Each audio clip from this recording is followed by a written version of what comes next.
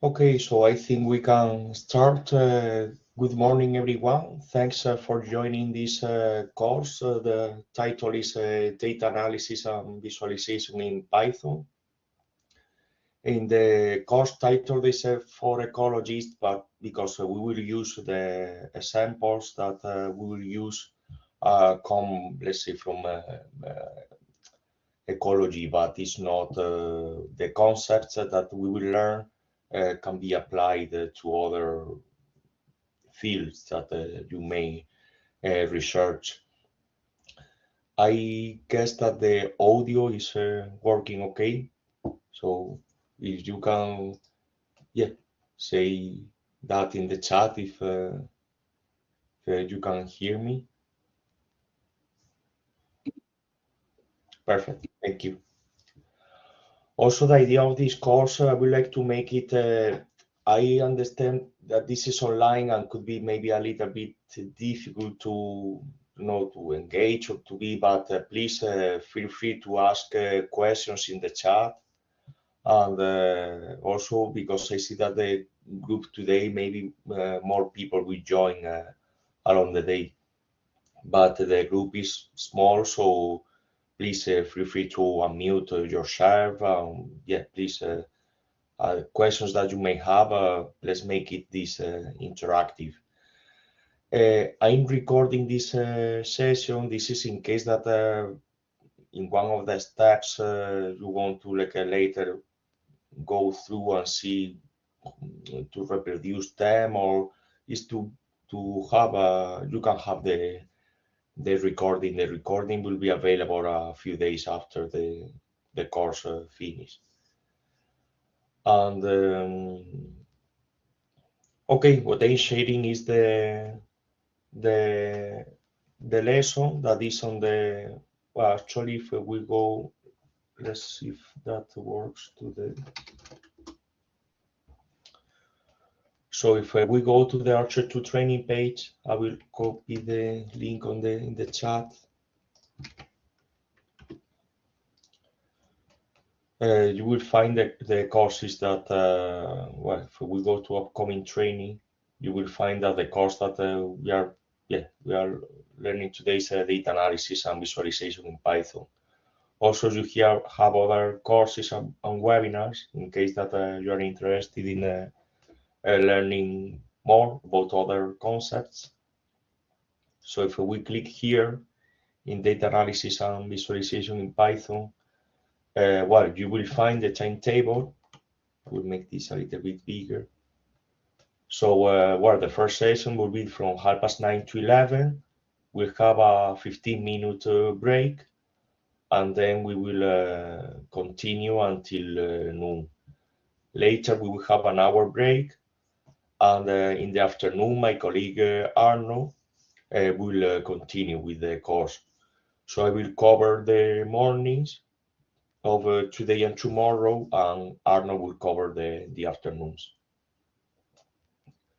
And the course materials that we will use are here.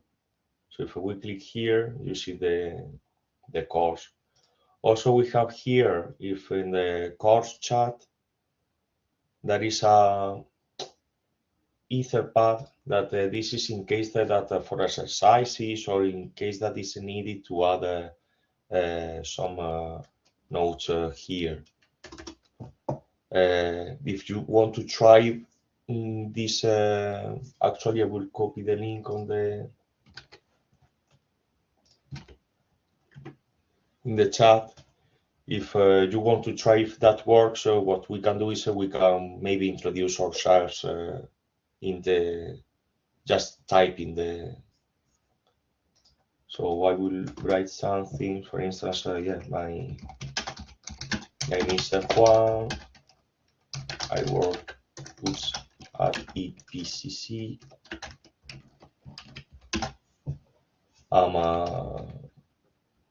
yeah, I'm in charge of organizing training courses. Well, yes, I haven't introduced Laura is with me. today, yeah, in the morning and the afternoon, will be the course helper in case that, yeah, there are some questions in the chat. Yeah. Hello. Hello. So, yeah, if just for a test, if you mind to type like, for instance, your name and your background.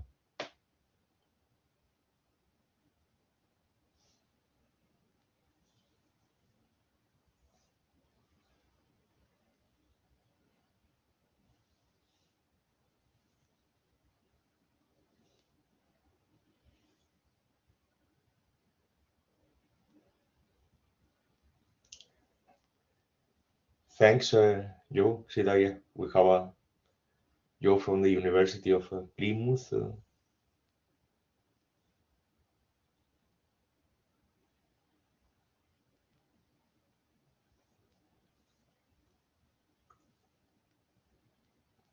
And Luke from the, yeah, the University of Edinburgh School of Physics.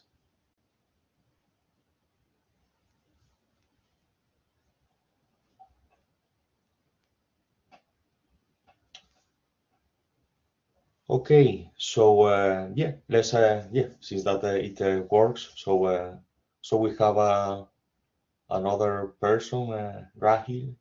Yeah, she's quiet. Please feel free to, as I said, if you have any questions or anything, please let's yeah, feel free to chat. Okay, so let's start with the. So the idea of the carpentry's course is that we have some materials that is here. So everything that we learn, for instance, if we go to this lesson, you will find some code here, a lot of text. The idea, this is more like go through the commands and explain the commands and like do this like live, let's say live coding. In case that there are some questions or anything, or if you want to review what we have learned, you have here all the text that is quite well explained. But yeah, what I will focus mainly is will be on the code of like a live coding. Here we have the Xamarin setup that we will need to download this file that we will do it later. And if you use Windows, so you will need to use, well, you can use either Anaconda or Miniconda. The advantage of Anaconda is true that I installed it recently and could take a lot of space in disk in case that, I mean, if you have a big disk is fine, but yeah, could take a lot of. So but when you install Anaconda, you install a Jupyter Notebook, Jupyter Lab, and several tools that are useful to code in Python. Here are the instructions to install them on Windows, Mac or Linux. The packages that we will see, let me see if I can minimize. The Python packages that we will need is pandas. Well, we will see what Jupyter Notebook, but you can use the terminal as well. NumPy, Matplotlib, Plot9. Plot9 we will see, I think it will be tomorrow. That is pretty similar to ggplot for the ones that have used that. So pretty similar, yeah. Also the tool that is using R for plotting. Yeah, in case that you use Miniconda, you will need to install these packages. But well, to launch a Jupyter Notebook, you can do it using the terminal. But also with using Anaconda, you can click on.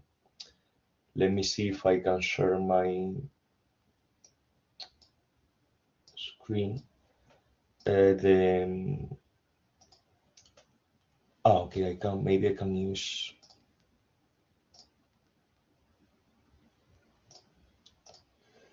window.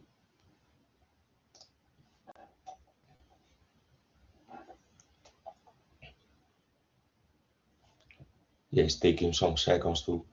So if you have installed an Anaconda Navigator, you have all of these applications already installed.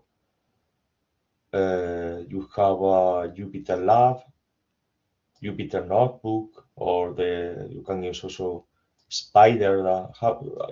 Seems that yeah, is a tool or even Visual Studio Code. You have several tools here installed. The one that we will use is Jupyter Lab.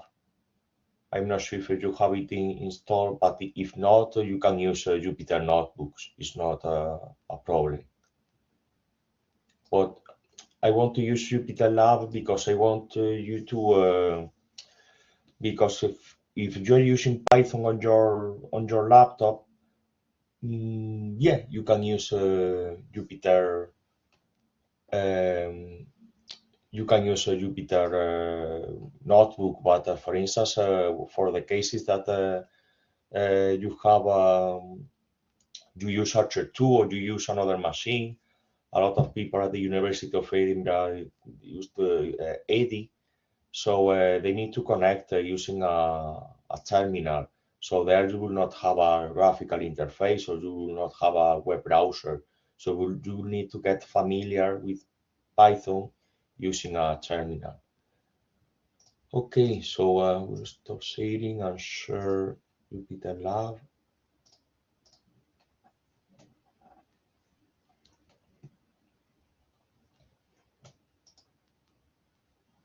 Is everyone okay? Is everyone well? This is the Jupyter Lab, the window, and we have here several options. We can open a notebook. We can open a terminal, so we will be able to type the Python commands, and also we can create a text file, markdown, etc. So if we click here in this left side panel, you will see we have also like browser to navigate between the folders that we have on our laptop. Think here, these are the kernels that we have running on the Python kernels that are running behind to execute our code. Table of contents. Table of contents, I think this is in case that they use a markdown file. So the most important one will be this one, that here we will have the files that we will use, or the Python scripts as well. What I will do is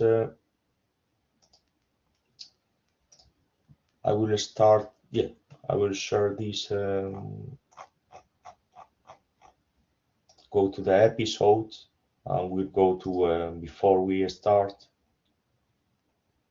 And here this is the introduction, is to explain a little bit what is Python, or what should you learn about, give some motivation about why Python is, let's say, important. Actually, I would like to know if you can type in the chat what experience do you have using Python? Have you used Python before?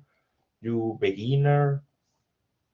Because also this course we will get progress, or we will see like a more advanced concepts in the afternoon and tomorrow, but in the morning we will introduce what Python is, so it will be quite introductory. I would like to. Oh, okay, so that's perfect. You are in the right course. See you that in the.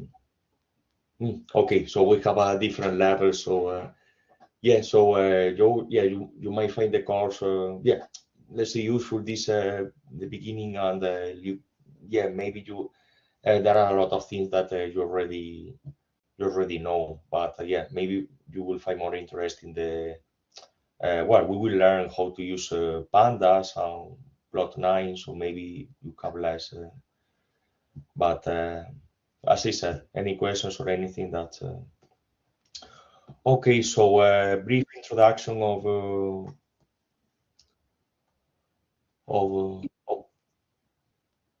oh, that's great. Okay, I see that in the chat that you haven't used pandas. Okay, so that's perfect. So thank you. That's useful to know that your background on Python. So okay, Python is what is Python? As you may know, Python is a programming language that is not that old as other programming languages like let's say C or Fortran, but got very popular and actually is available, for instance, on supercomputers like ARCHER2, or is widely using now, for instance, for data analytics, or for AI, machine learning. Is quite a popular programming language.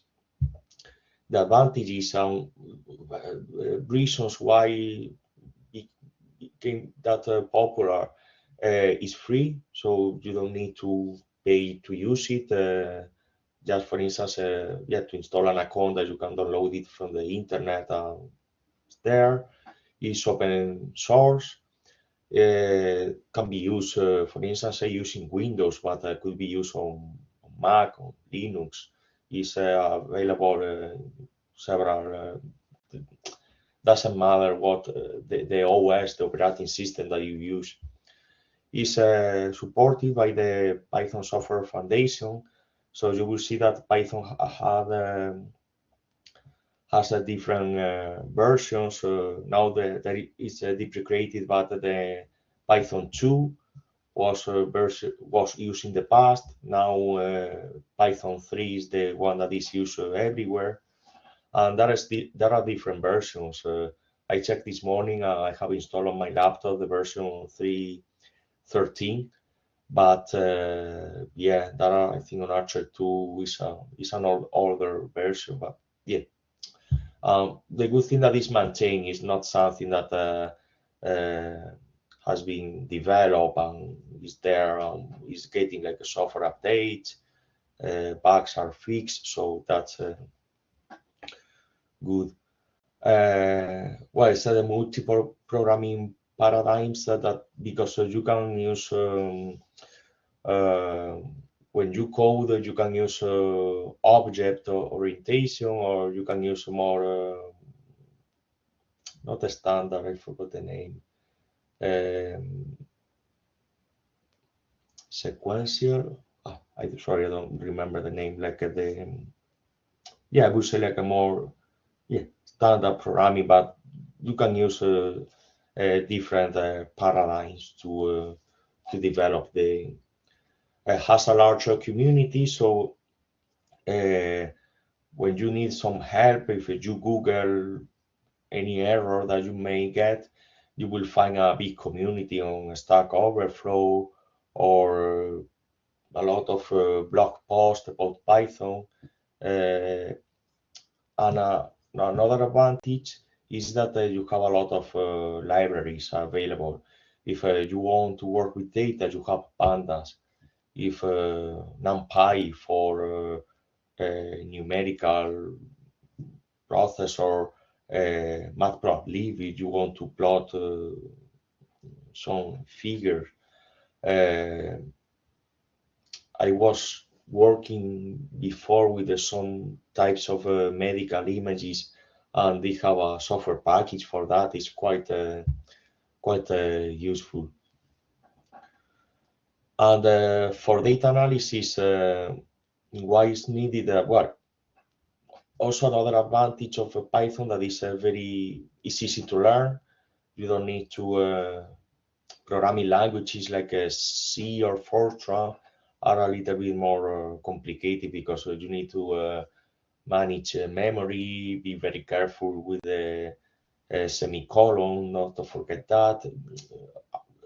Could be a bit complicated, but with Python is easy as we will see. Now this is a concept that is getting more and more important. Also, if you researchers and you publish you do publications of presentations, journals, the reproducibility. The idea of this is when you get some data and you do some analysis and you write a Python script to process that data. The idea is that, for instance, let's say in a month, you want to repeat and you want to get the same results, you should be able to. That's why Python is important because you write Python or other language that you may use. I have seen that some of you use R. So if you have an R or Python script, this is, let's say, the way to keep things that you can reproduce the results that you get. So this is very important and is getting more and more demanded by when you submit something to a journal or also to it's quite useful when, for instance, you are working with other people and if you share the scripts, they know how you are getting that data. And if for some reason you move to another project, the person that takes over the project that you were working on will be able to keep going with what is the versatility that they have. You can analyze data, generate graphics. It's quite usable. And as I said before, it's a larger community, Stack Overflow, or a Conda community portal, and it's again free and open source software and cross-platform. We have already mentioned that. This said here about this is like what I mentioned already before, the Anaconda. Here is mentioned research project best practices. Is actually this is useful, and this is something that I should apply more to myself.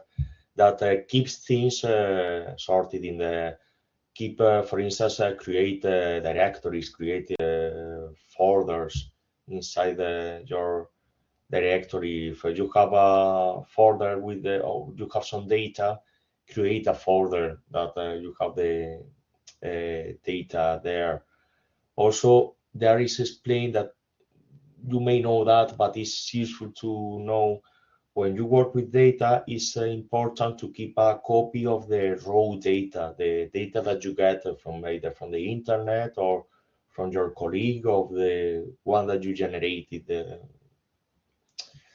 And if you modify the data, it's important to save that, let's say, that modified data in another file. Because in case that you want to get access to the raw data to do other modifications, or you find that you have deleted some data that you may need in another study, you should keep the raw data on the. Okay, so for a folder with documents, a folder with code, to also the names of the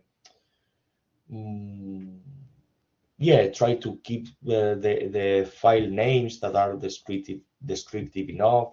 I mentioned that because happened to me that I'm working on a project and I move to another project and I keep keep the project. I mean, I don't check the project for a few months, and then I forget. I see, for instance, several files of with code that they have a name, a sample2, a sample3. So yeah, it's difficult to understand what they were doing, or yeah.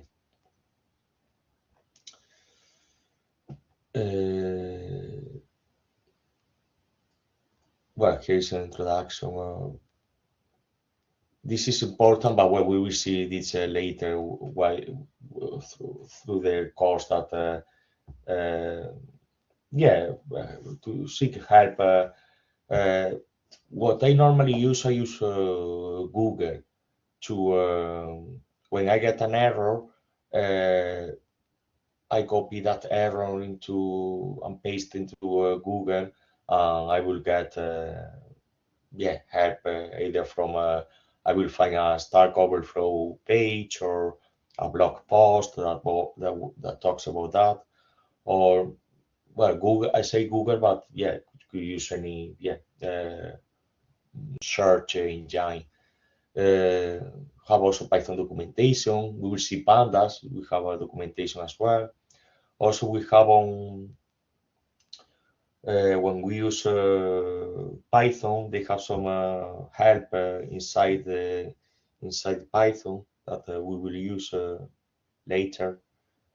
Well, also if you work on a lab or you have some you work with a team,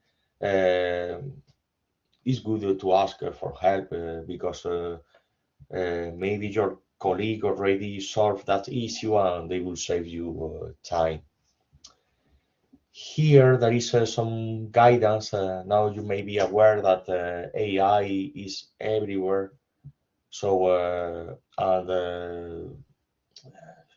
there are some, well, I would say not controversy, but some people use it, some people don't. Some people are in favor, some people are against, and in some cases they advise you to not to use it, etc. For coding, well, being honest, I have used it more for text to, for instance, to do some modifications of text or to edit something. And yeah, it's good. I'm aware that a lot of people use AI for coding. The only thing I will not say don't use it.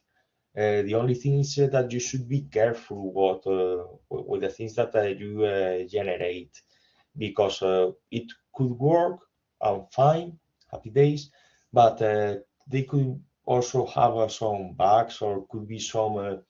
I have seen before that you ask to generate code, but for instance, the variables are not defined, or maybe they use some syntax that is not, say, available on the version of the library that we're using. So my advice is to check what is generated by the AI in case that you use it. Well, it's here that for the workshop don't use it, but yeah. So I'm a little bit maybe from old school. I'm more with I use more Google, or I'm more, but yeah, if you have AI available, feel free to use it. I will not yeah, say against the. Okay, so this is we covered before we start. I don't know if there are any questions before we continue with the short introduction to programming in Python.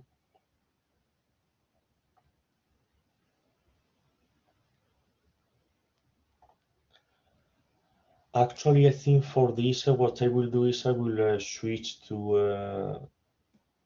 We will open the terminal. So here I will open a terminal with the Jupyter Lab, or you can use a Jupyter Notebook I'm not sure what do you plan to. I mean, we can use any. What I can do is to show you how to use the terminal. If we click here, let me see if I will make this bigger. So yeah, I will show you how to use because in case that you find it useful and you use like a machine without a graphical interface.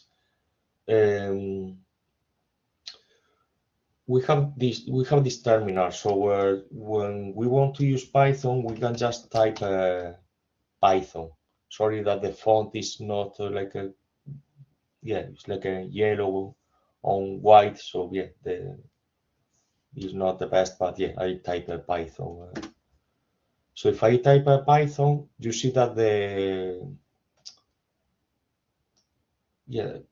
prompt change and now shows like three chevrons, three let's see, like arrows like that. This is that we are inside the, let's see, the Python tool. So we can use this as a calculator of, well, we will see that we can use functions, etc. But if you type this and you press enter, you will get the answer of that command. Also, the print command, you can use a print hello, and if we execute enter, you will see that the hello is print.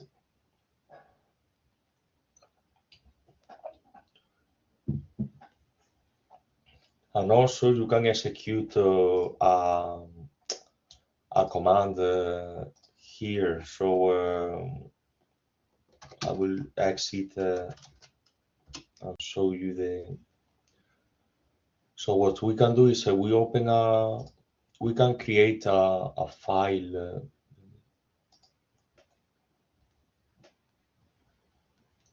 Can create here with the Jupyter Lab a Python file, and we can in the Python file we can put the commands that we want to execute. So we can use print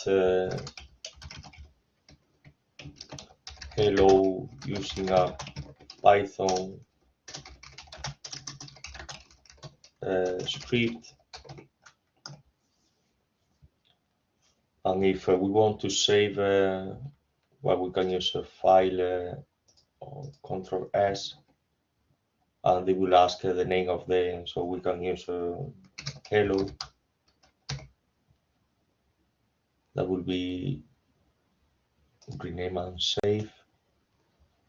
And if we open here this tab, you will see that we have a file called hello that was modified 4 seconds ago, and yeah, have 36 bytes. So here from the terminal, if we want to execute that file, we will use, let me change, what was that? We will see now better. So if we execute Python hello, if I manage to type .py, you will see that we execute that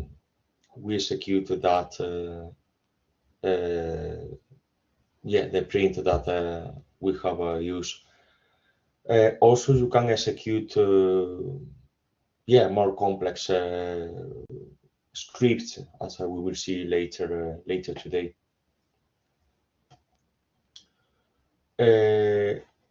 Next, I will switch to I will execute Python. Oops, it's not typing there.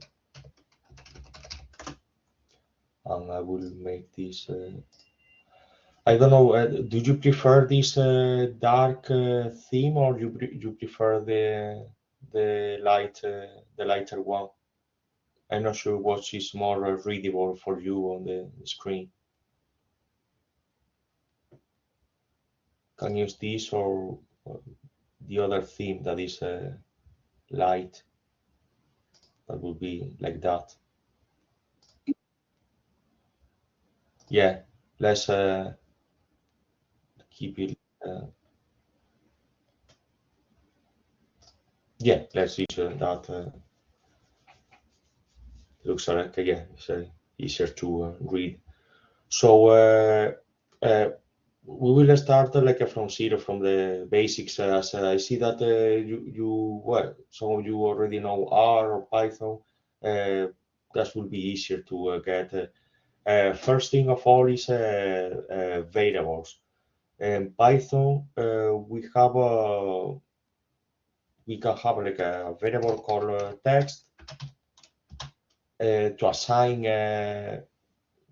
to a variable. We will use the equal sign, and we can use, for instance, hello, and this will be our the variable that we have, that is a text. So now if we do print text, it will print the variable. Also, we have a function that is called type, that if we use that, you will see the type of or the type of the variable that we have. In that case, there is we have a class a string. So we have a string. So for instance, if we use a number like well, yeah, the samples are not, but number equal 42, and we can do the same. We can print number, get a 42, and also we can check the type of the number. That will be an integer. The other type that we have is a floating point. So if we have a p-value equal 3.14, and we see the type of this variable, you will see that the class is float. In the course, we will see that we will have different, we will have more classes, but these are, I would say, the basic ones. We have a string, integers, and floating point numbers.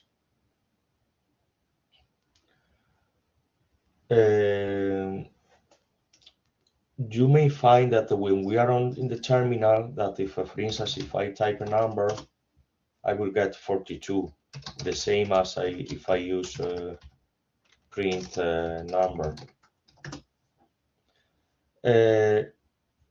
Print is useful when we use a script, because if here in this example, I can define for instance, number equal 42. So if I do number and print number, if we execute this script, so I will save the script, I will open a new terminal, not to. So here, if I execute Python script, no, was hello, right? You see that is hello using a Python script, and you see 42. You don't see if you type a number, you will not see that on the screen. So that's why we are learning how to use print. Cool. So yeah, now let's go back to the Python terminal. And we have seen that we can use operators. So we can use, for instance, number plus 20, and we will get 62. We can also multiply the number by 2, so we get it 84. And also we can do the power. The power is a number, and it's a double asterisk, for instance 2, and this will be like 42 multiply by 42. And the other useful command will be a module that it will be you can use number. This is with the percentage symbol 2. So will you get that? Yeah, that this is a 0. So you get module, yeah, so, 0 as well. Yeah, because it's let's see if we got 5 should be 2. Yeah. And also we have these are arithmetic operators, but we have logic operators. So we can use like a number is greater than 15. So we get that is false. Is equal. Remember that equals will be like a double equal sign. Otherwise, you are assigning, you are updating the variable. You get that this is false. So if also we can get that this is true, and you can use the operators number is equal 42 and for instance true. Well, true and true will be true, but for instance true and false will be false. What else? Well, we have learned about variables, and will be useful to know about lists. So you can have a list of numbers. For instance, numbers equal list. Remember that we will use square brackets, and the elements will be separated by a comma. So we can have a list of numbers that could be well, example is like 1, 3, 7, 20. Let's see, for instance, we can see the content of the numbers. You see that you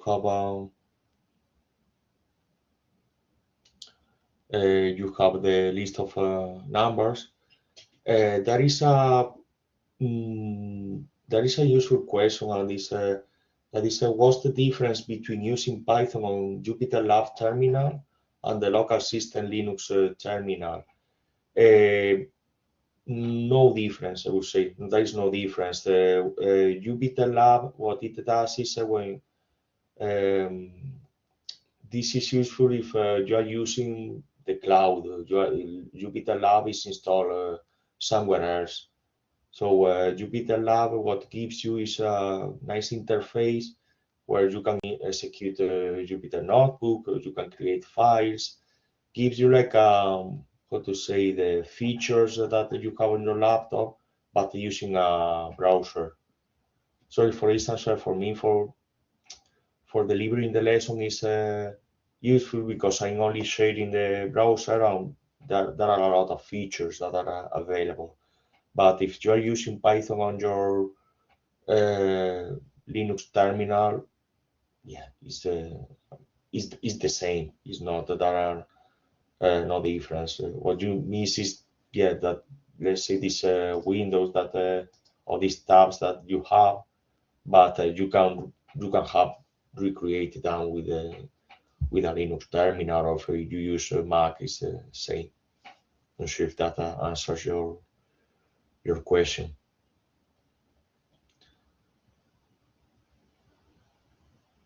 Cool. So yeah, let's continue with the list. So we have a list of numbers, and I would like to get the first. Actually, no. Let's get the second number. So the second number will be 3. So for indexing in Python, we can use numbers, and with the square brackets here I will put the index. But what index you will use if you want to get the second number? you want to get 3. You will use 2.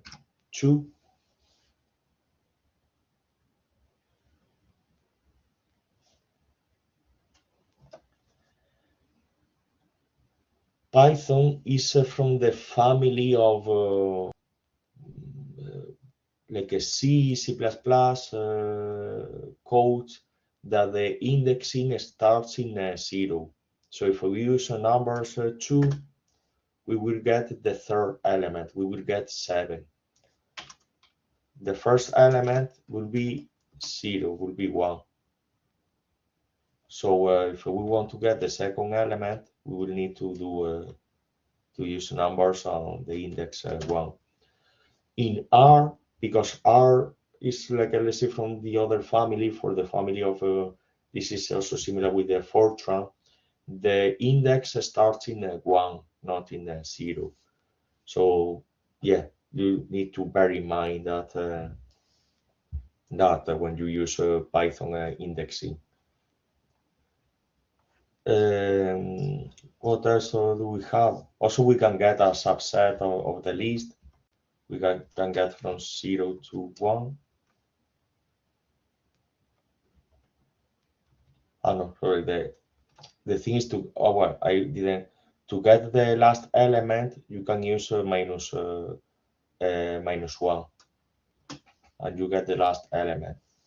And to get a subset of the list is not is column.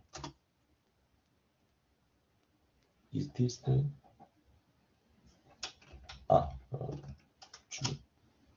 Yeah, because it's from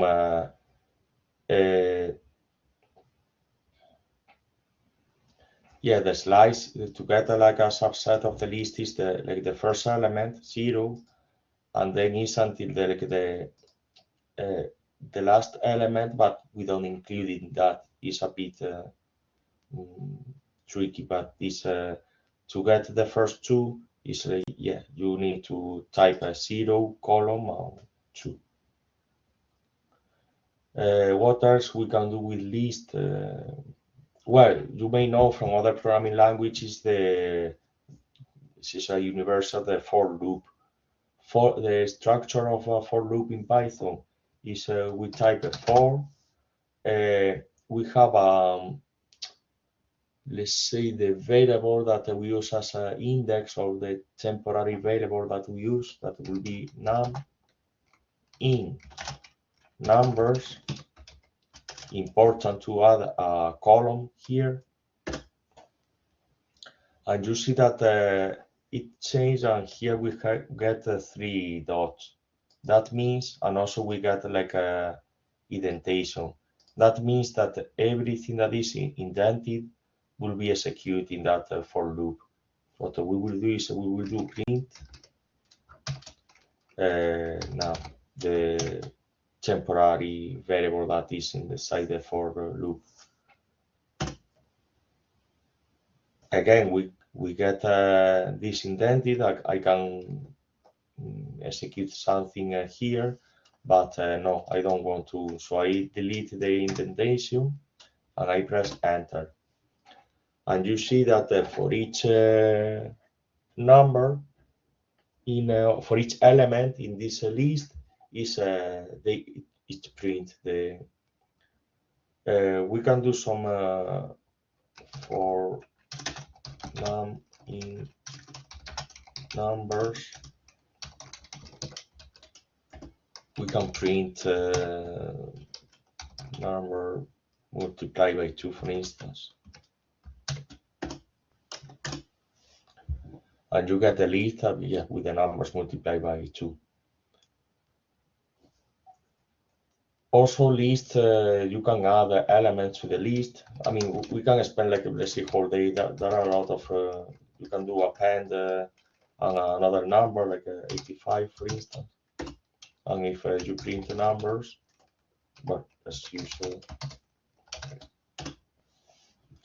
you see that we have 1, 3, 7, 20, and 85.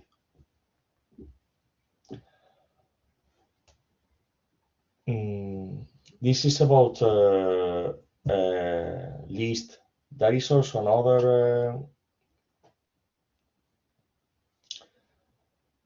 we have another type. Well, actually, we were learning before that the type, if I use type numbers,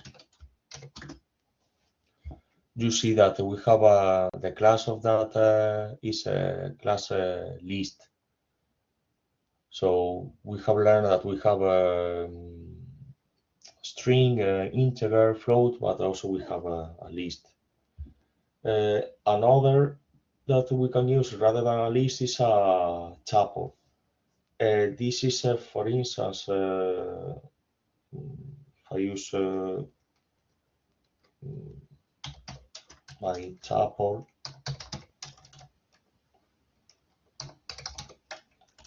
if I manage to type it. Here, we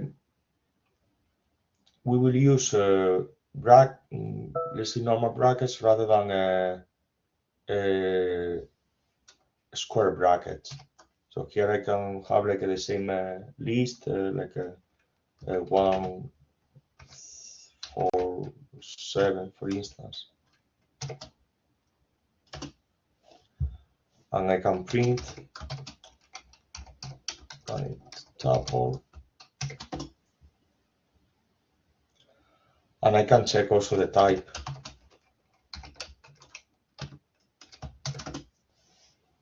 That yeah, the class is a tuple. The only change with the list that well, actually there is a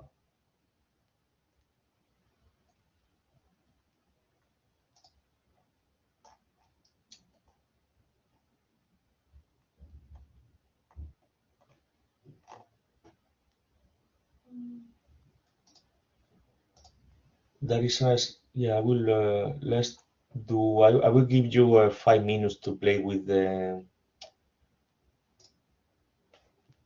we have here a challenge that is a tables versus list, and the idea of this is to see the difference of what is different between a tuple and a list. You have like here like several examples. Yeah, let's play with just play with them, and when these are solved, we can continue with the lesson. I'll give you 5 minutes, so we will see the solution at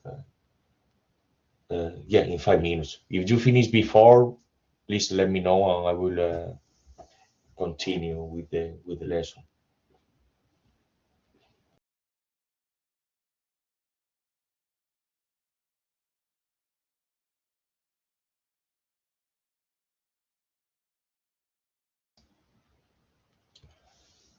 Okay, so there is an interesting question in the chat that how to because we have seen I will share the terminal.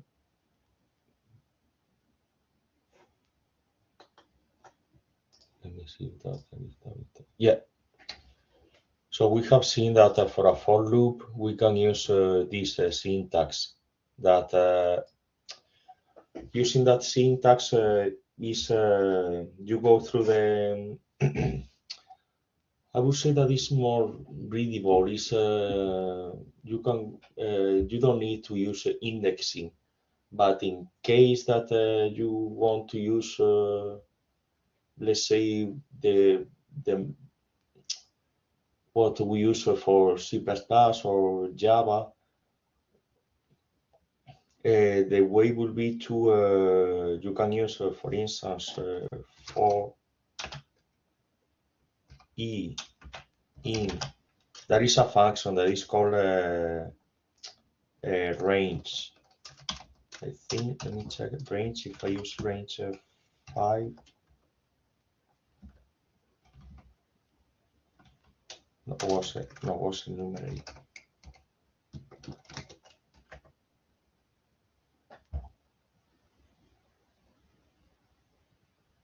No.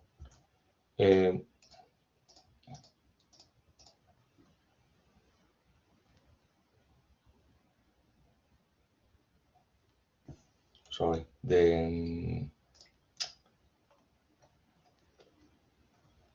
the way of for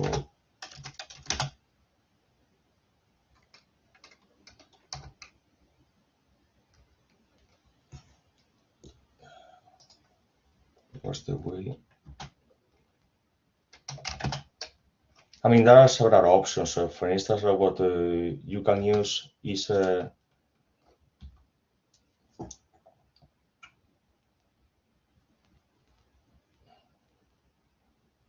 you know,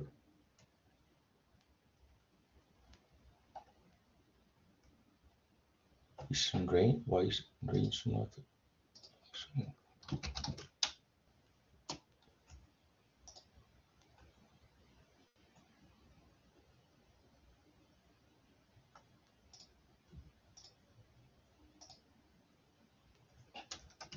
Okay, I think it's for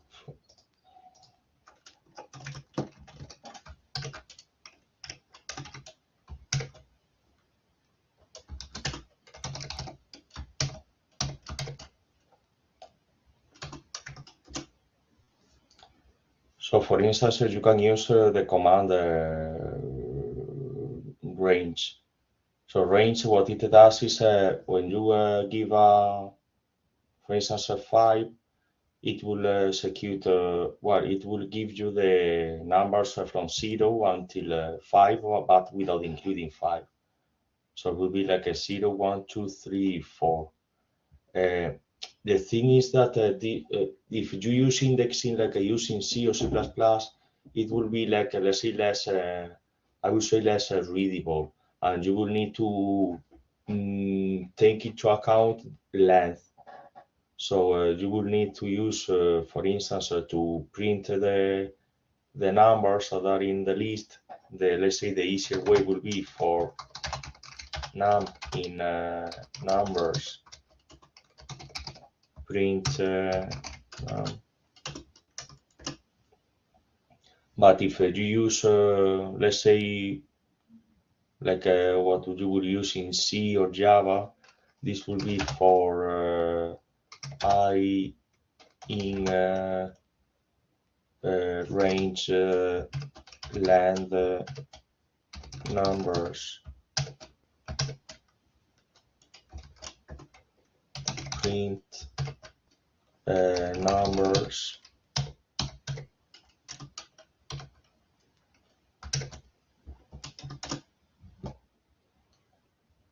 so that these are the two options that you have. I would recommend this one is more, let's say, more readable.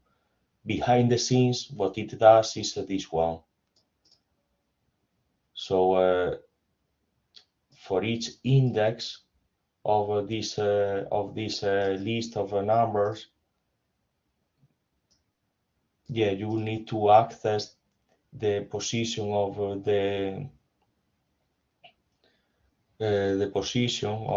list, and you will need to use a range to generate all the indices, and also length of the length of so you see that this is like, I would say that this is not we should not using Python. It's more common to use this syntax.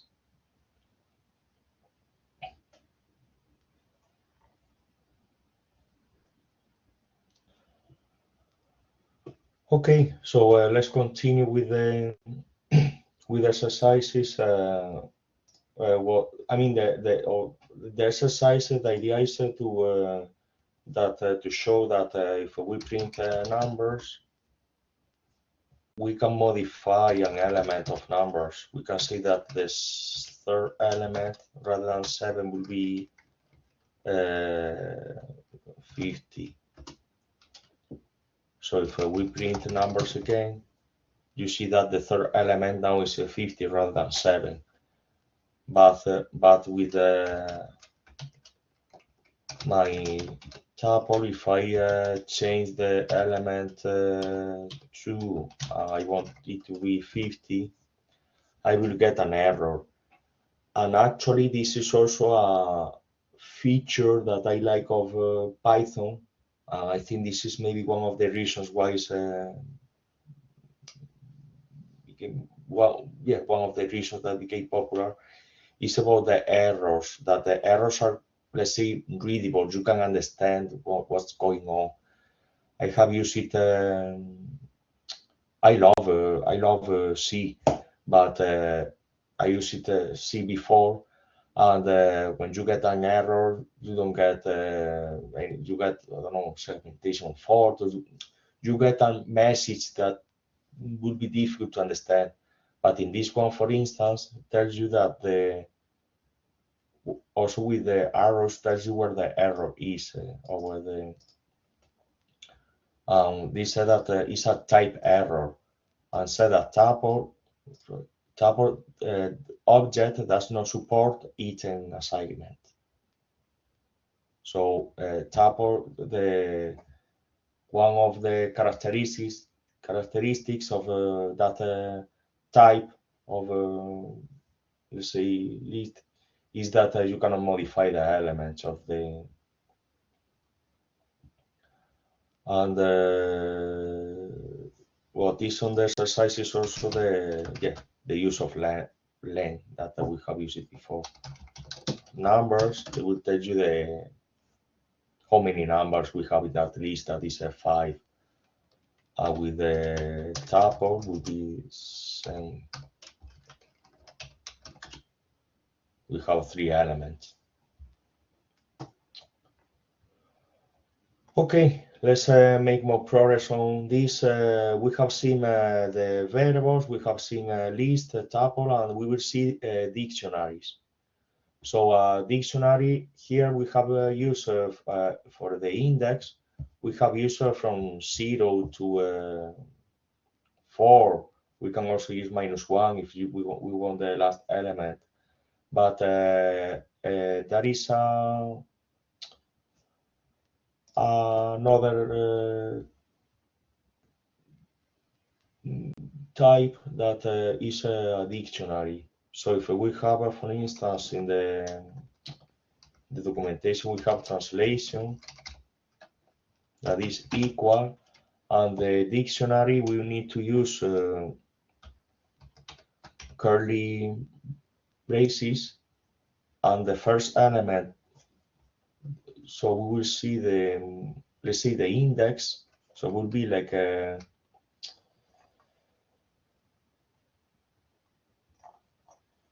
the syntax will be key, colon and value, comma, key, colon and value, and this will be the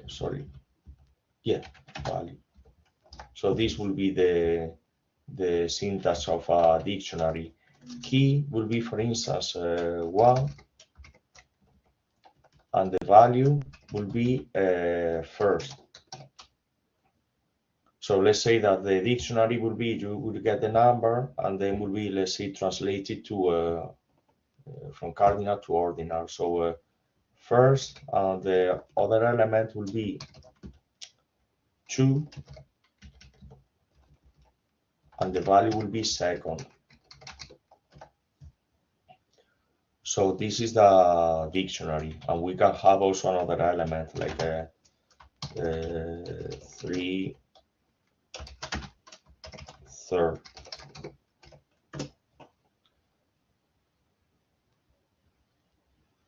So now to index, for indexing, we will use translation, and we can index with the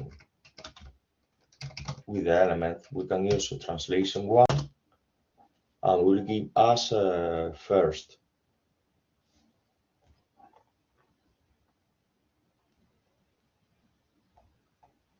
Actually, I haven't tried. Let me see if it will work. For instance, if we use, yeah, it will fail because the key is not in the, is not recognized with the.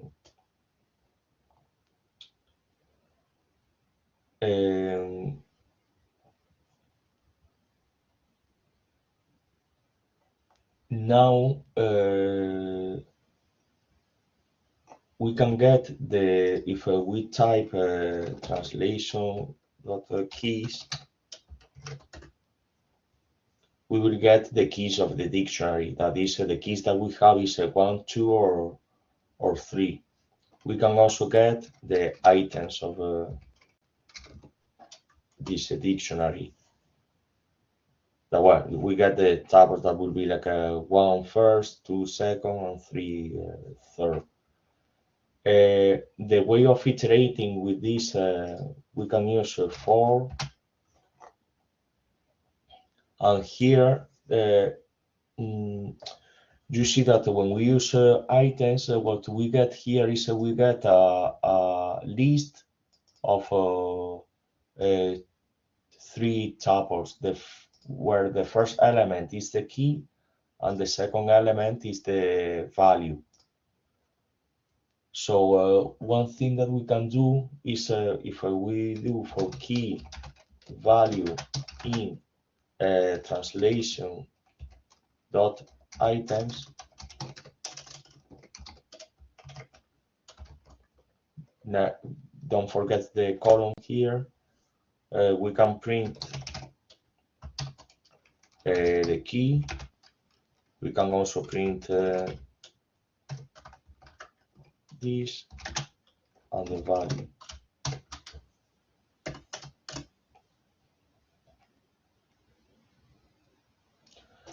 This is also another way of writing a for loop that, but why we use here like 2 variables, because when I execute translation items, I get here 2 values. So that's why I can use this all of these values here. Not sure if that makes sense or not.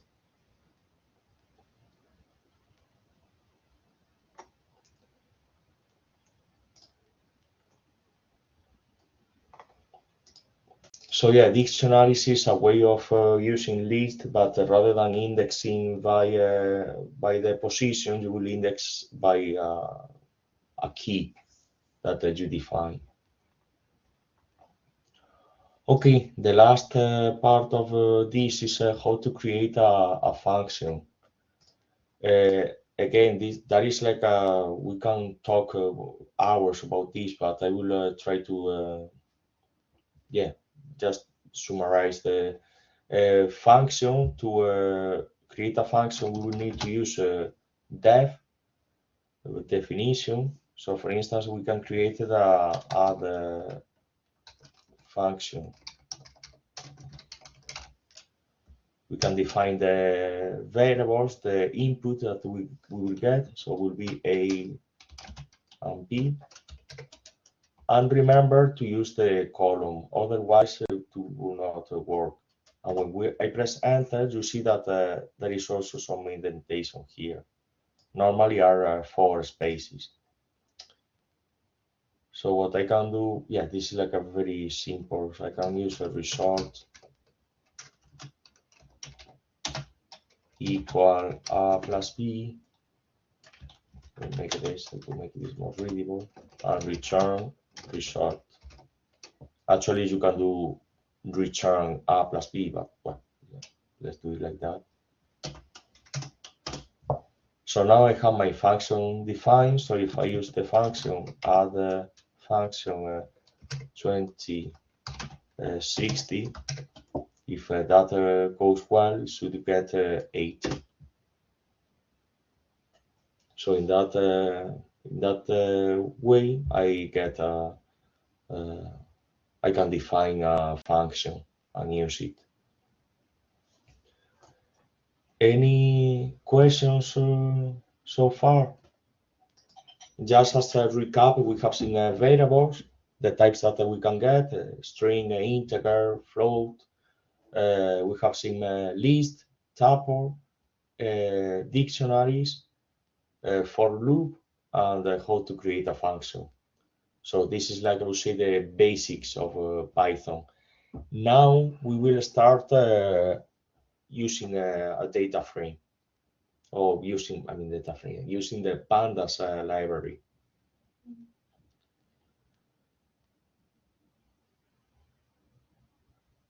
Okay, so I will, but to use the pandas library, we will need to download the Share-based file. That what I will do is I will share with you. It's called share. Copy the link. Maybe you have already done so, but you will need to download that file there. Actually, I will download it. Let's see if I open the folder, copy,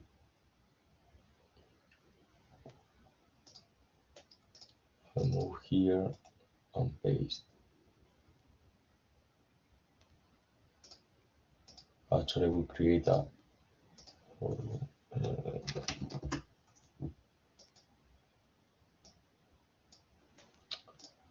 Okay, so I was using the, okay, it's not here. Yeah, so I have on my, let's say, my work directory with this piece of code, and I created a folder called data.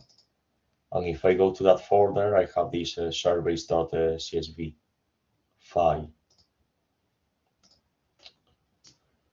So the way of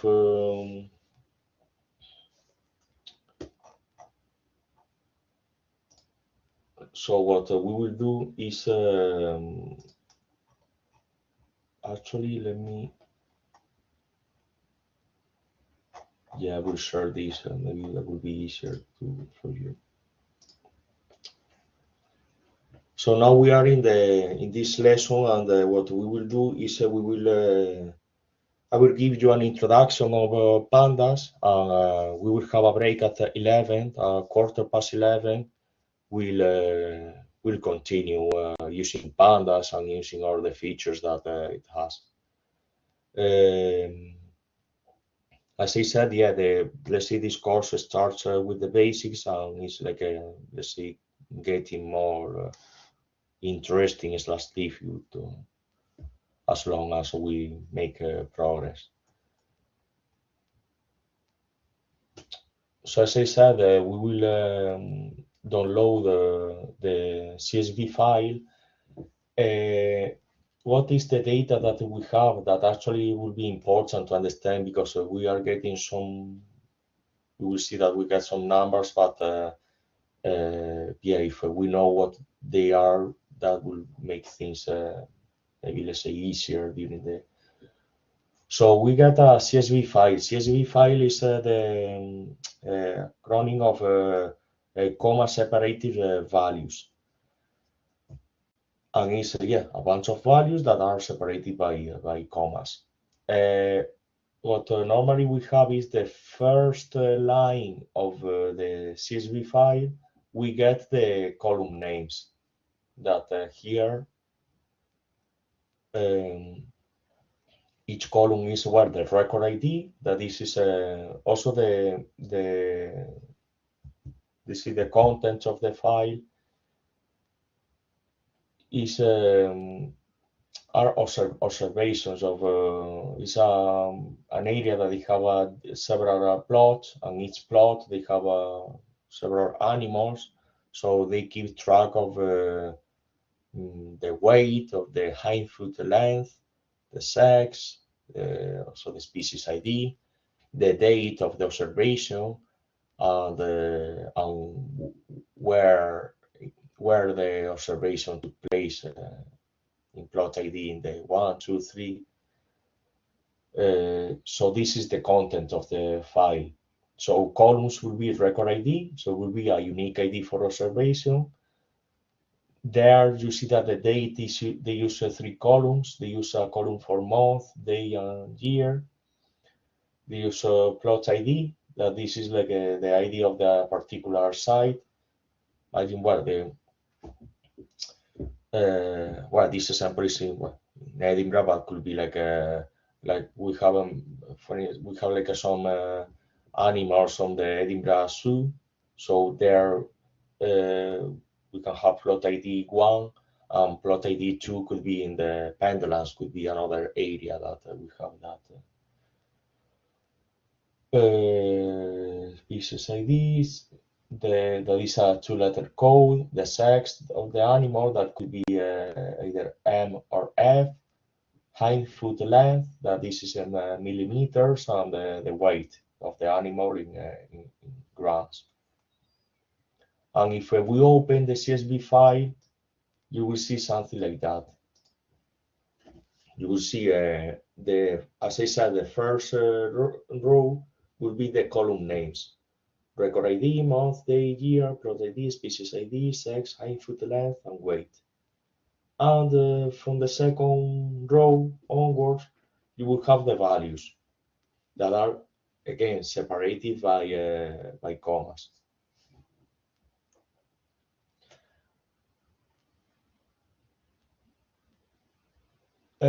Libraries. This is a feature that I mentioned before about Python that is useful, that we can use libraries that are already libraries as a set of functions of well, yeah, so the tools, functions, we can also use methods that can be used in your Python script.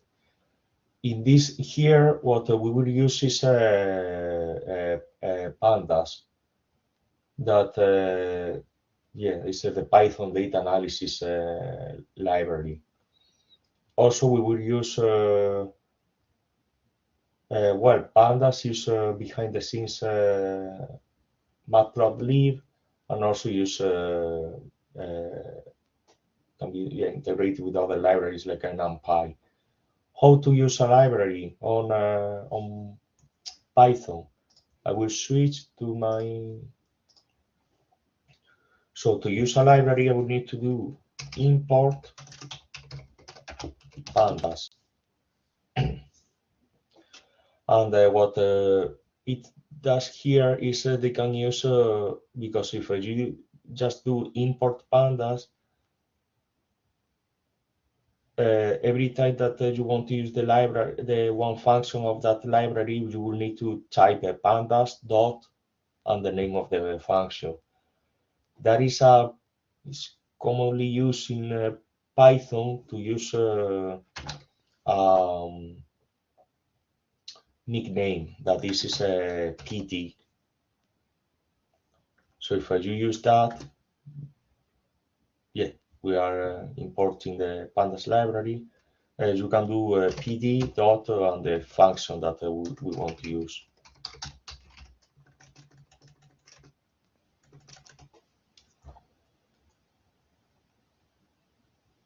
And what we will do is, well, after the break, we will use pandas to read the surveys file and to make some operations on that file.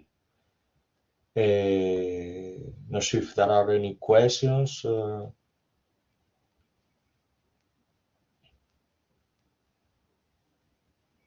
If not, I will. Yeah, let's have a wee break, and we'll be back at 11:15.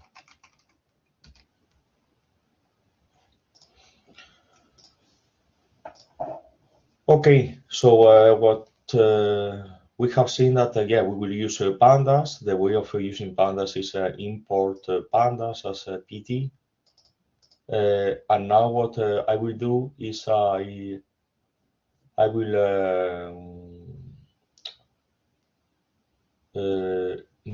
read the CSV file from disk. I will load that to memory, and we can play with that file. The way of doing that is using pd dot and read underscore CSV, and the argument that or the input that I will set is the name of the file. Here it might fail if, for instance, let's use surveys.csv.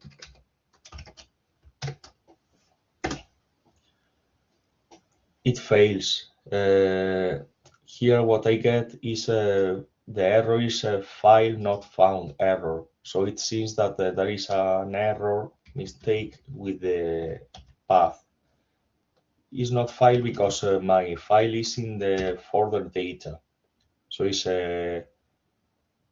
data slash service.csv. So if I do that, you see that I'm loading the I loading the CSV file on a data on memory and using a data frame. What you may not sorry.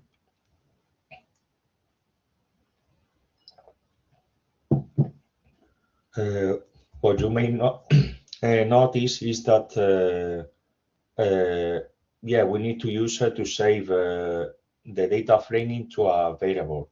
So I will use the name of the variable will be surveys underscore df equal, and the same command that we have used before, that is a pd read underscore csv, and the path of the, that is the data surveys.txt no csv.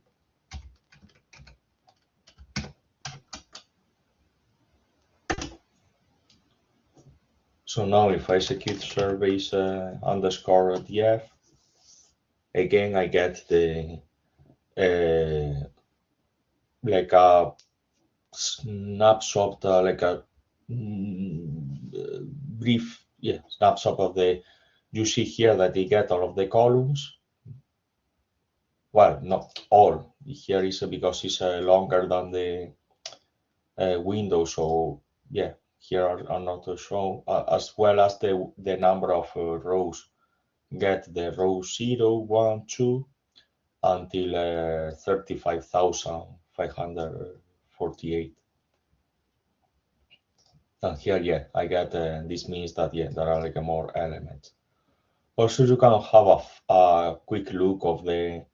You see that the record ID are numbers. Actually, it's a sequence of numbers. Month 7, 12, day, year. The species ID that you see that there are 2 characters. There are in some cases there are like blanks, or that is called yeah, are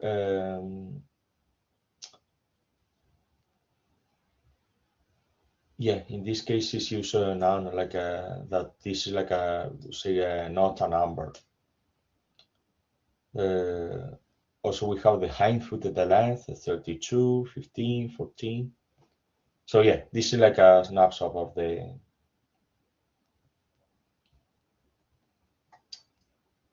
of the CSV file that we are using and the data frame. Also, you see the number of rows and the number of columns. We have 9 columns and yeah, more than 30,000 rows. In case that you want to see the first lines of the data frame to see how it looks like, you can use a surveys.df underscore df dot and the function head. And in that case, I get the first 5 rows and all of the values. So we see that the plot ID, I get 2, 3, 2, 7. For sex, I get M, F, the height, foot length, weight is not a number. And here also we can use the function type surveys, and you will see that yeah, we are using a data frame, and the class is a bit more complex. The name is more complex. It's from pandas, from the library, pandas core frame data frame.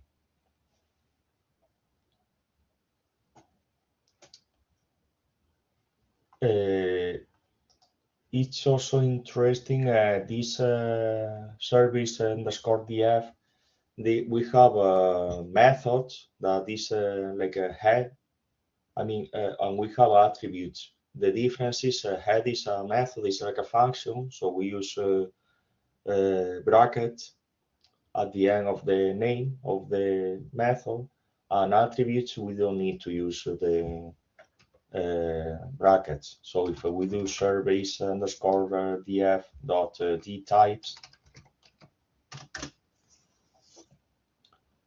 you get the type of each column. So for record ID, month, day, year, plot ID is an integer that uses 64 bits. A species ID and sex is object, but it's a string. So, but yeah, the name object, yeah, is not that yeah, less representative of what. And for weight and hind foot length, we have a hind foot length, we have a float. So these are the types that we have in our data frame.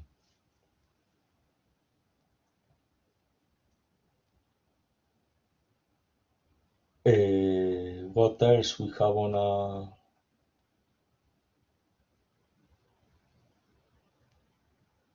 well, actually, I will show you, and you can play what I have told you before about.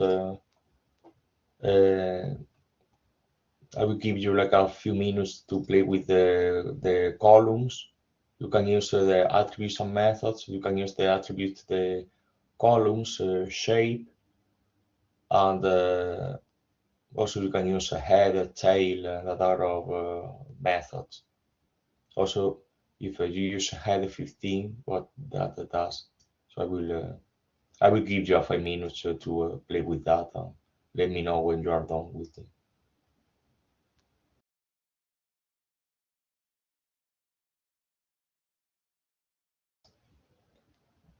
Okay, do you want to solve this together? We'll see the solution and when we continue with the lesson.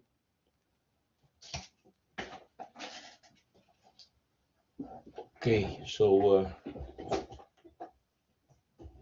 as I said, yeah, surveys underscore df has attributes and methods. So if we type surveys underscore df dot columns, oops, well, you may get this error as well, that this is an attribute error that said a data frame object has not attribute columns. Did you mean columns? So yeah, I meant that. And there I get a list of all the columns that I have. You may find also useful to know the shape of the data frame, and we get the number of rows, that is 35,549, and 9 columns. To check the first rows of the data frame, we can use head, and we get by default we get 5. What if we use 15? So we get the first 15 columns. So you can specify the number of rows that you get with head. Also, you can use a surveys underscore df dot tail. That will do the opposite. You will get the last 5 rows rather than the first ones. Okay, so this is for attributes and methods, and we can also easily to, for instance, do some statistic operations on the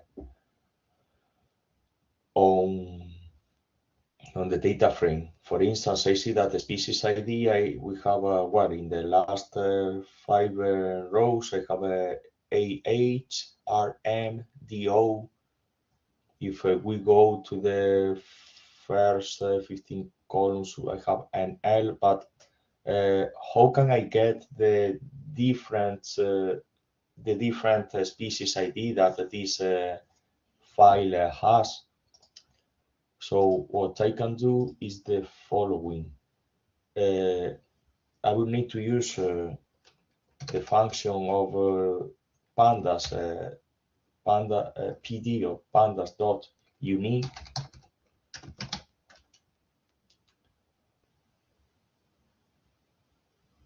And what the input will be surveys._df, and using square brackets, I will use the name of the column that I want to get. That will be species underscore ID. You can use quotation marks. You can use double or simple.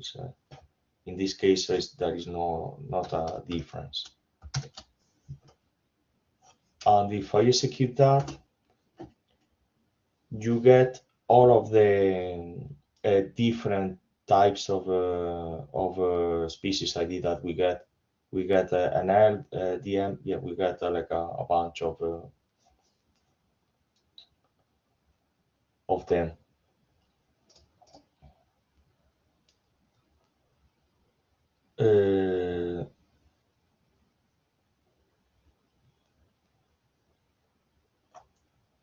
The thing is, yeah, we get all of them, but if in case that we want to get the number, like how many, there are two options. Either we can save the output on a variable and use the function len, or we can use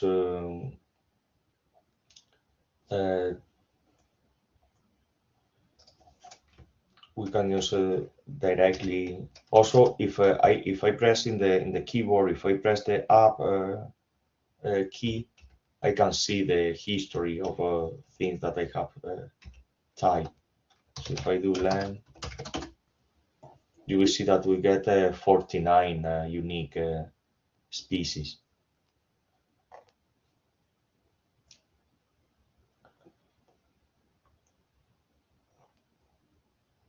I'm trying to, because I think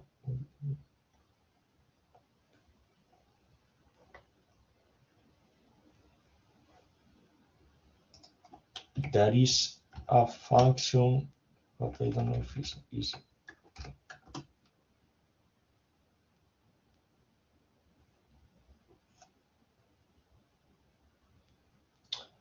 No, sorry. It's a method that if we do surveys, yeah, the column will be the species ID.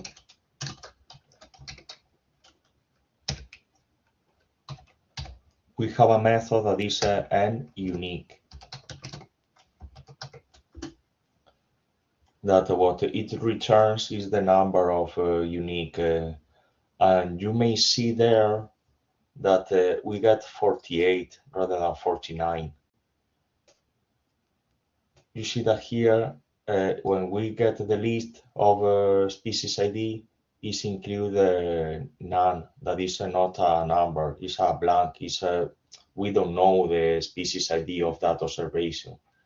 When we need to be careful with that. When we get the list, we will see that we get the none. So we get the 49 elements. My recommendation here is to use pandas, to use to use the function, this method n unique, and in that case you will get the species, the number of unique elements that are in species ID. I don't know. Let me check if that is. Yeah, this is also another way of. You can either use the. But here in this case, you get none. You get also 14. But well, I think this is an issue of using the the length of, yeah, you need to be careful with that.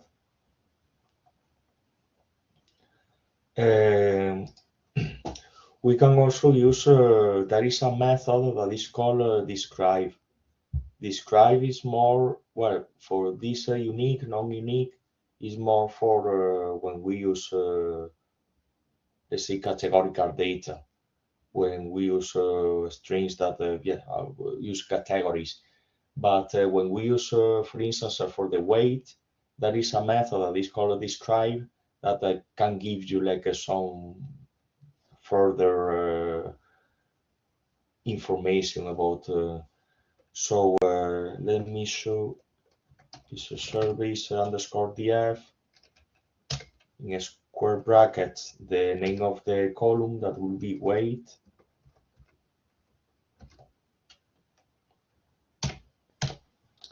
And here I use the method describe.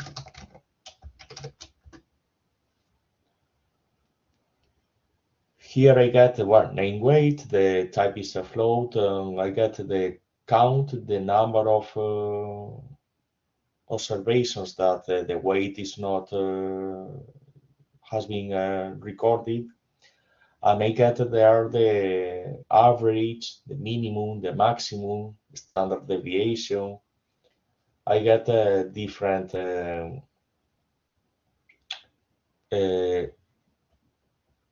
different values, statistic values. I can also get, if I don't want to use describe, and I'm only interested in the minimum, maximum, average, standard deviation, count. I can use, for instance, surveys dot underscore df weight dot the maximum value. Oops. What is the error? Ah, it's a typo on the key error. So it's weight. I get that the maximum weight is 280. And the minimum, let's see which one is 4. So you have seen that with only two or three lines of code, I can read a CSV file and get I can play with the data that they have. I can get the minimum weight, I can get maybe the maximum height foot, etc. I can also group by, I can use the function that is group by. If you have used, the people that have used R before, or if you have used databases, you may be familiar with the group by. So group by is that you have some, this is mainly for categorical data. That could be a species ID or could be a sex. And you can use that, you can group by each unique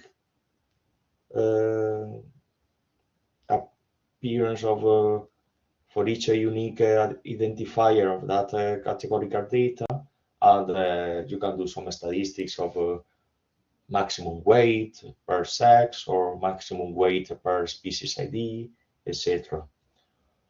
How we can do that?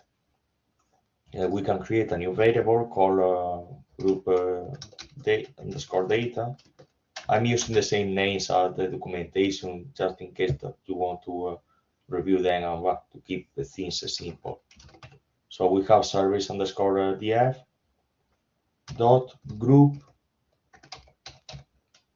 If I manage to type group by, and here as in the as a input argument attribute, we use the sex as that will be the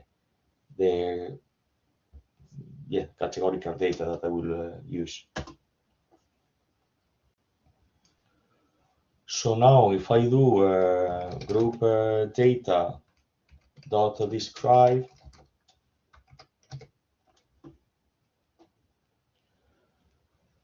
you will see that I get the count, the average, standard deviation, etc. for each sex for F. I get that the count is 15,690, and for M I get 17,348. The average, standard, maximum, minimum.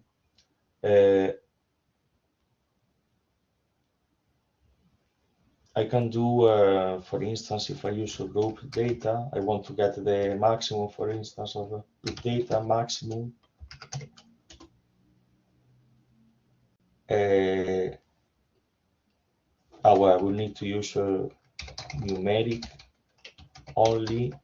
Let's see what is the difference between using it or not. Equal true.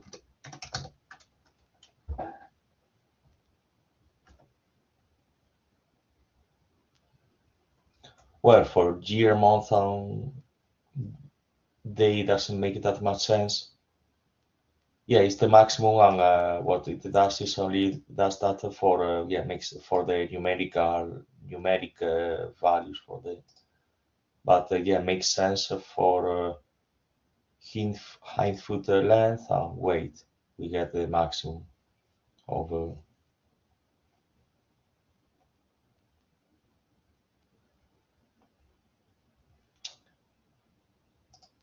Actually, let me check. Also, that's the thing with the receiver weight, if that works. I'm not sure if that will work, maybe not. Oh, okay, works. Weight.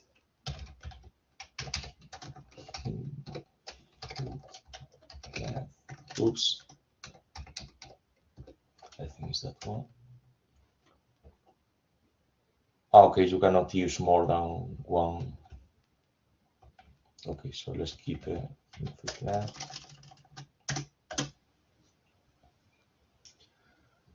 So yeah, group data, I can set either weight or hind foot length, and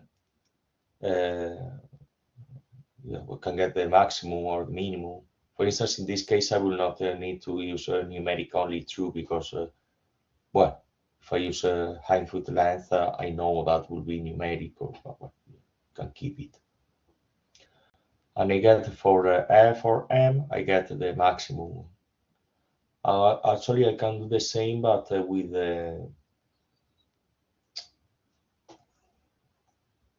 I can do the same with the, for instance, with the rather than sex, I can use the other categorical data that could be a group. I can use a plot ID.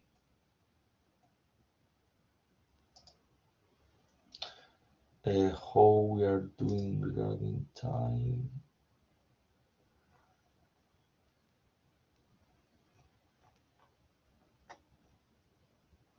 I would like to give you 5 minutes to do this exercise.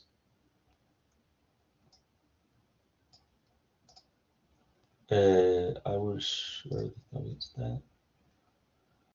So the exercise is what we will do is we will use group data 2. We will group by plot ID and sex. And I would like you to have a look and see what we get. And also the other one is summarize the weight values for each side in your data.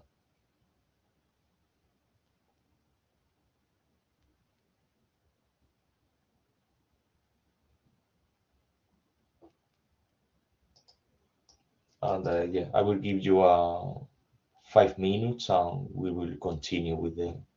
Also, please, if you have any questions or anything, let me know in the chat. I don't know if you are following this or you are a bit behind or you already. Please let me know. Online is a little bit more difficult to get feedback.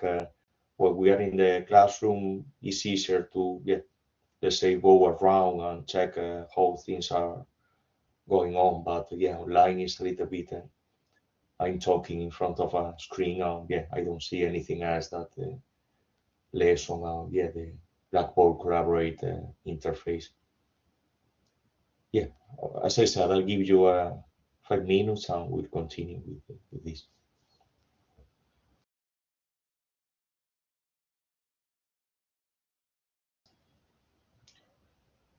Okay, so let's see the solution of yeah, the 2 and 3. I will share this the command yeah, the command line instead. So if we can group, as I said, we can group by 2 categorical, or well, yeah, by 2 columns rather than 1. So I can use group date underscore data 2, that I don't like, well, because it's I mean, I don't like the name of the variable because it's not, let's say, descriptive enough. It's okay, it's group data, but what's that, or is well, for an example is good enough. Service df dot group by, and I provide here a list that will be plot ID and it will be sex. I close the square bracket, and now if I do group data 2 dot mean, I'll show only the numeric only equal true.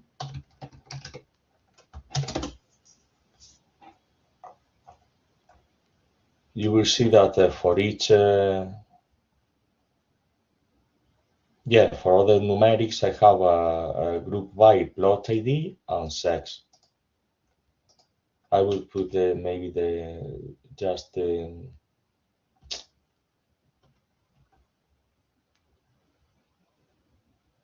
weight.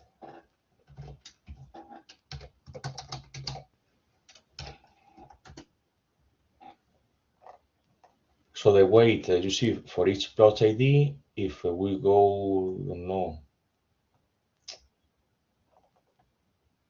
well, we can compare plot ID 1 and 2. F is like since that plot 2 animals are has more weight. Well, it depends. No, the M has like a more weight than 1 and 2. Yeah, you can play with all of this data, and so you can see this is only with with a few commands you can do all of these, and naturally all of this data will be useful for plotting. That is like the idea of this course, that with pandas we can do a lot of statistical data just with a few commands, and we can generate that data to create some plots. You go through the solution, there is a function that is that I use well, a method that is called AGG, that this is aggregate. That in that case, if you use that, you can filter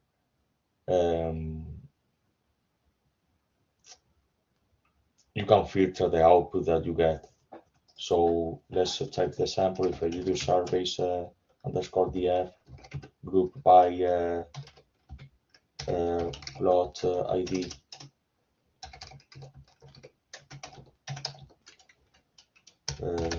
sex,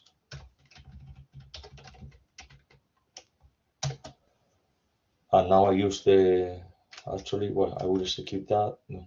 Well, I get, yeah, like the group, but what I want to do is I want AGG, and here I need to use a dictionary. So the dictionary will contain year, that will be max, I want to use hind foot underscore length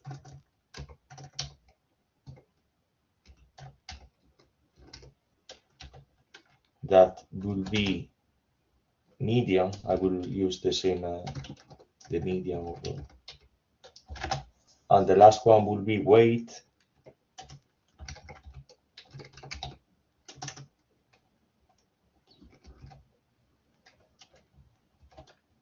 that will be equal to the average mean.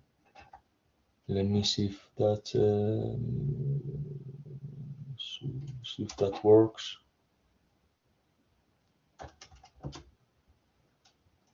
It's not working because I forgot to close the bracket, and of course there is a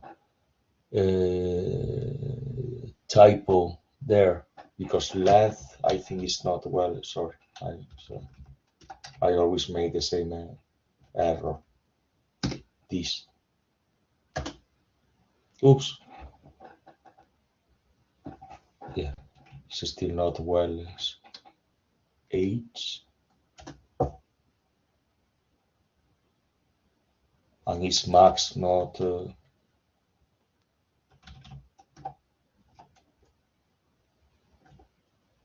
Okay, so here now.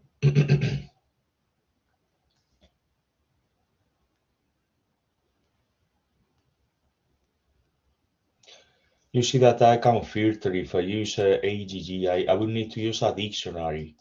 So the dictionary, I put the key will be the column and the value will be the operation that they want to get. So here I get for each plot ID and sex, I get the maximum, the median of the hind foot length and the average of weight. So yeah, that could be a bit. And one thing before we go for lunch, I can do plot. I can do plotting but the thing is because we are using the terminal, this will not. Not work. We can use.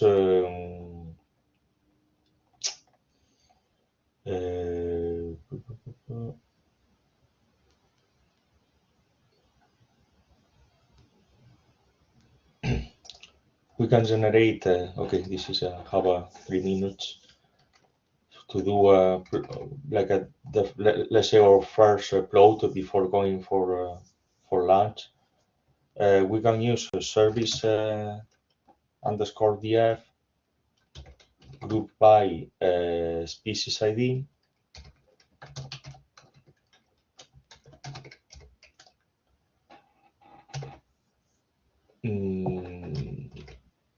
I will only get the column record ID, and I will use the count. Count will be the method. I will group by species ID, and I will count the occurrences of each group by. So if I execute that, I will get something like this. For each species ID, I will get the count 303. And what I want to do is I want to plot this. So I will save this in species count. That this will be a variable.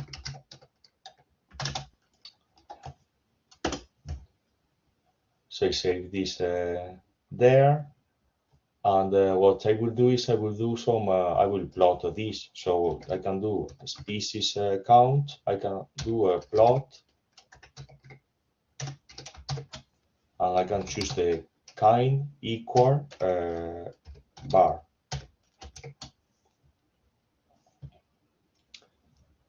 What the thing is, if we are in Jupyter Notebook, this will show that But here, if we execute that, it will not show anything because we don't have we are using a text interface. To show that, we will need to use the library, the matplotlib library, or to move to Jupyter notebooks. To use the matplotlib library, I think was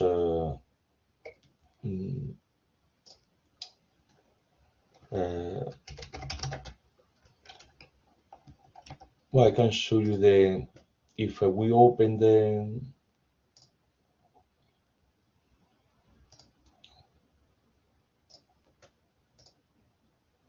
I will make this, sorry, the thing, make this light. So here I can, let's see, summarize what we have seen so far. We can import pandas as a PD. We can read the service df equal was pd dot read underscore csv, and the name of the file, data service dot csv. Here I need to use a species count. That will be service df group by we group by species ID. I just take a record ID in bracket in dot count, and what else can I do? And I can do a species ID. No, species underscore count dot plot, and the kind to be equal bar. So if I execute that, here I can see that I can get with only this four. You can copy and paste that on a Python script. You can have that. That is another way that using matplotlib to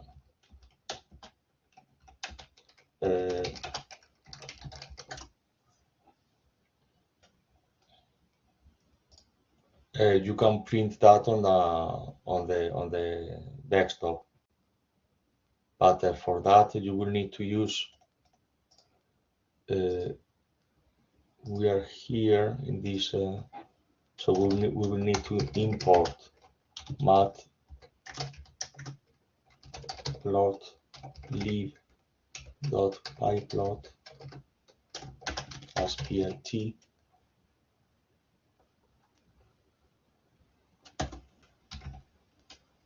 Plot, and we will need to do plt.show. If we do that, a new window will open, but you will not see that in my in the screen that I'm sharing. You will see that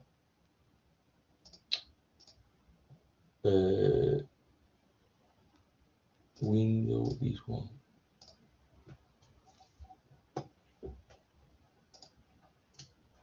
It's taking a few seconds. You will see something like that. This is in case that you use the command line. If you're using a Jupyter notebook, you will see something like this. Jupyter Lab, so take a few seconds.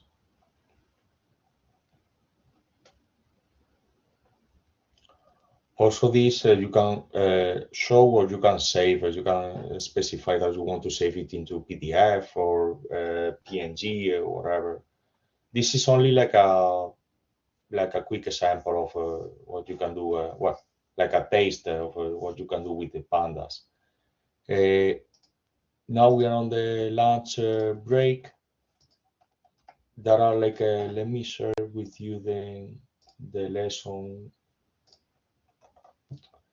So in case that you want to play later today, there are like some challenges, like create a plot of average weight across all species per site, create a plot of total males versus total females for the entire data set, and you have also other exercises that you may do.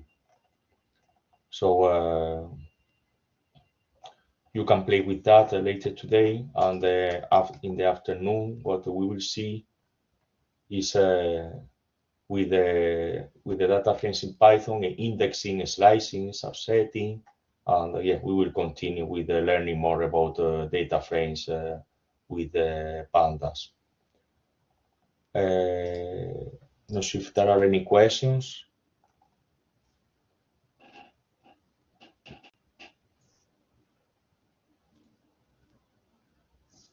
If not, have a nice break. Thank you. You too. Have a good lunch break.